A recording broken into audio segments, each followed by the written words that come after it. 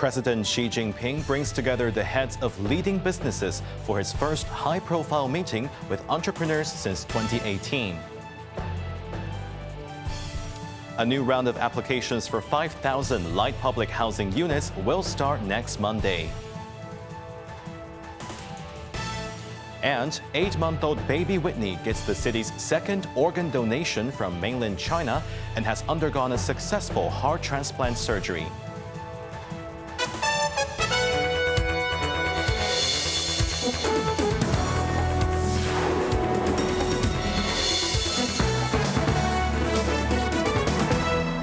Good evening, you're watching Cable News. I'm Jeremy Zhu. President Xi Jinping hosted a meeting with mainland's top entrepreneurs, the first gathering of its kind since 2018, in a highly anticipated event that signaled Beijing's strong emphasis on developing the technology industry within the future national framework. Cheryl Yun reports. The forum was held in Beijing this morning. Notable attendees included Alibaba's co-founder Jack Ma, Meituan's co-founder and CEO Wang Xing, Huawei's CEO Ren Zhengfei, BYD's chairman Wang Chuanfu, Xiaomi's founder Lei Jun, and robot company Yushu Technologies founder Wang Xingxing. Premier Li Qiang and Vice Premier Ding Xuexiang were also present, with the meeting chaired by Wang Huning, chairman of the Political Consultative Conference. 今次習主席呢高調去接見呢啲民營企業。 According to Lau Xiukai, Vice President of the Chinese Association of Hong Kong and Macau Studies, Xi's high-profile meeting with private enterprises and tech giants is intended to counter criticism from the U.S. and the West regarding the Chinese authority. Lau emphasized that private companies, particularly technology leaders, will play a crucial role in the country's economic development in the future, especially in the pursuit of technological independence. Since 2018, Xi has held at least 3 forums for private enterprises, with fewer invitations extended to tech firms in the past. Cheryl Yun, Cable News. Over 5,000 light public housing units will be available in a new round of applications starting next Monday. Successful applicants are expected to move into the units as early as the 4th quarter of this year. Evelyn Bai has more details. A total of 5,060 light public housing units across 4 locations, including Kai Tak, Tuen Mun, Kwun Tong, and Sheung Shui, will be available for application. These units cater to different family sizes, ranging from 1 to 2-person units to 4 to 5-person units. Nearly 60% of the units are located in Kai Tak. The project's proximity to Kai Tak MTR station sees the estimated monthly rent ranging from about $1,310 to $2,990. The Tuen Mun project, which is near the light rail Ching Chong stop, will provide nearly 1,850 units, with the lowest estimated rent at about $860. The remaining 2 projects are renovated from school premises, namely Sheung On Road in Kwun Tong and Choi Yun Road in Sheung Shui, providing 130 and 110 units respectively. Secretary for Housing Winnie Ho said these 5,000 units, together with the 4,400 in Phase 1, the Housing Bureau is now providing nearly 10,000 units available for application, which is about 1/3 of the total LPH units. From the moment everyone first heard about the light public housing project, to securing funding from the Legislative Council, to now having around 10,000 units available for application, everyone can truly feel the speed at which we are progressing, Ho added. The housing chief revealed that the Bureau will send out over 70,000 invitation letters to eligible applicants, excluding first-round applicants. The Bureau continued using the quota and points system. Those who live in inadequate housing can earn an additional 5 to 30 points based on their duration of stay, while families with elderly members or newborns can also gain points. Evelyn Bai, Cable News. An 8-month-old baby girl, Whitney, has undergone a life-saving heart transplant after the SAR received a cross-boundary organ donation from the mainland yesterday.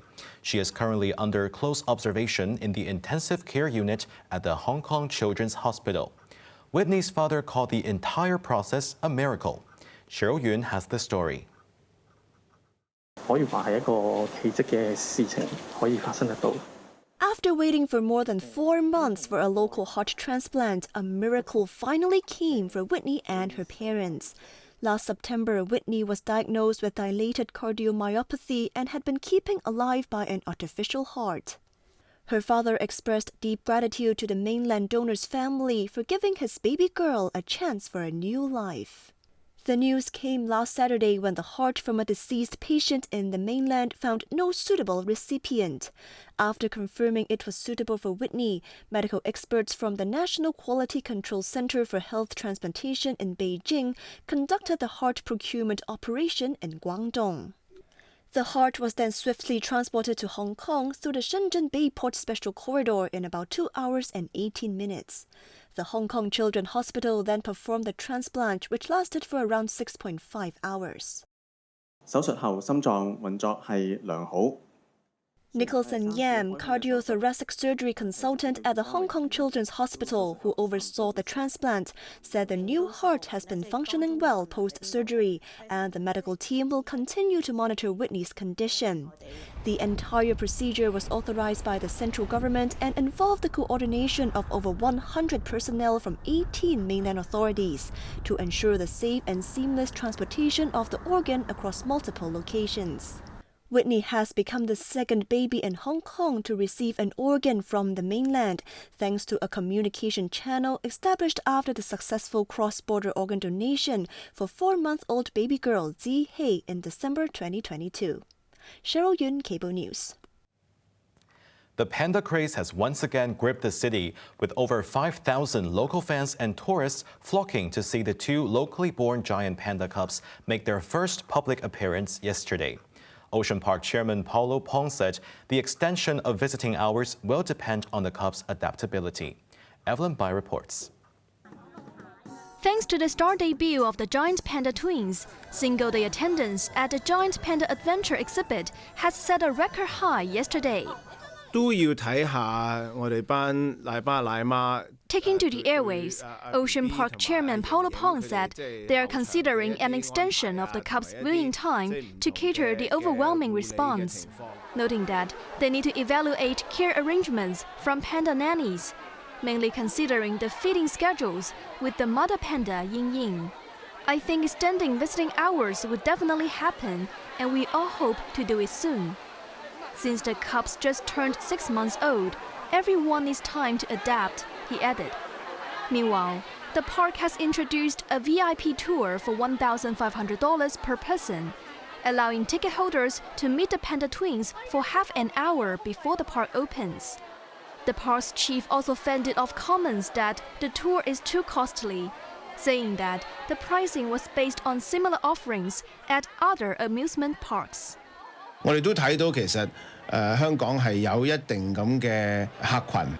He noted that there is a group of customers in Hong Kong who can afford this, including some businesses, reiterating that all the revenue after expenses goes back to the Ocean Park Conservation Foundation. He also highlighted that the arrival of giant pandas An An and Ke, gifted by the central government, has boosted product sales by 20% and increased annual membership sales by 50%, indicating a very promising situation. Evelyn Bai, Cable News. The Consumer Council tested 14 compressor dehumidifiers and found that their moisture removal performance in manufacturer-specified environment was significantly higher than in standard conditions. The dehumidification capacity in the favorable environment was 56% to 82% greater than in standard tests. Despite all being labeled Grade 1 for energy efficiency, performance varied widely, with the most efficient model outperforming the least efficient by 50.2%, and the lowest performing model only meeting Grade 2 in practice. The test also revealed significant differences among the 8 models equipped with high-efficiency particulate air filters for air purification. The speed of removing particulate matter and formaldehyde varied greatly, with formaldehyde removal rates differing by up to 6 times. Additionally, 2 models showed a noticeable drop in dehumidification capacity and energy efficiency after installing the filters. The council criticized manufacturers for using data that does not reflect real-world conditions in product labeling and advertising, urging greater transparency and accuracy.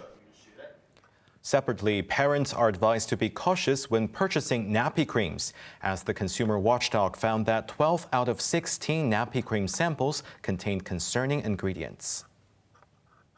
The samples priced between $5.20 and $21.80 were purchased from common markets. Among them, 12 creams were found to contain 1 or 2 non-ideal ingredients, such as preservatives, chemicals, and allergenic fragrance components. Notably, 1 sample contained 6 different fragrance allergens, potentially worsening nappy rash and even affecting the nervous system. The consumer watchdog also noted that most samples lacked complete information on active ingredients and their concentrations. They urged regulatory authorities to take action and recommended that consumers conduct a patch test before first use. If an allergy occurs, one should stop use immediately and consult a doctor. The relative of now wanted former district councillor and activist Carmen Lau has been taken in for assistance by the National Security Police this morning. Carmen Lau's aunt was taken in by officers to Tuen Mun Police Station to assist with an investigation. Lau, a former member of the Civic Party and district councillor, has left Hong Kong and is currently based in the United Kingdom. She is wanted for allegedly inciting secession and colluding with foreign forces, with a bounty of $1 million offered for her capture. Officials from China and Myanmar have held discussions on tackling online gambling, telecom fraud, and human trafficking, exchanging in-depth views on these issues. The talks involved China's ambassador to Myanmar, Ma Jia, and Liu Zhongyi, Assistant Minister of Public Security, who is visiting Myanmar, meeting with Myanmar's Deputy Prime Minister and Foreign Minister Tan Sui. China commended Myanmar's efforts to safeguard Chinese citizens, highlighting the severe threats posed by online gambling and telecom fraud, and pledged to work with Myanmar, Thailand, and neighboring nations to combat these crimes and uphold regional stability. Meanwhile, Myanmar reiterated its commitment to cracking down on such activities, vowing to strengthen coordination with China and others, foster cooperation, and explore long-term collaborative mechanisms.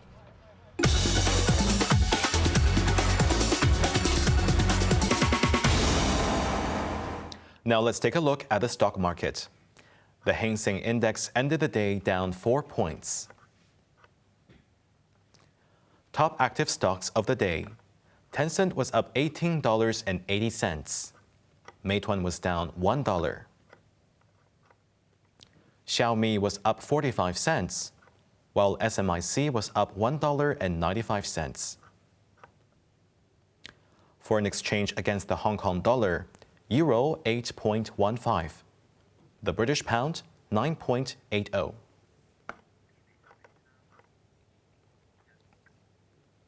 Onto the weather now. Mainly fine, cloudy periods in the morning and at night. Cool tomorrow morning with temperatures ranging from 16 to 20 degrees. Moderate to fresh east to northeasterly winds, occasionally strong offshore and on high ground. Now let's take a look at the weather around the world.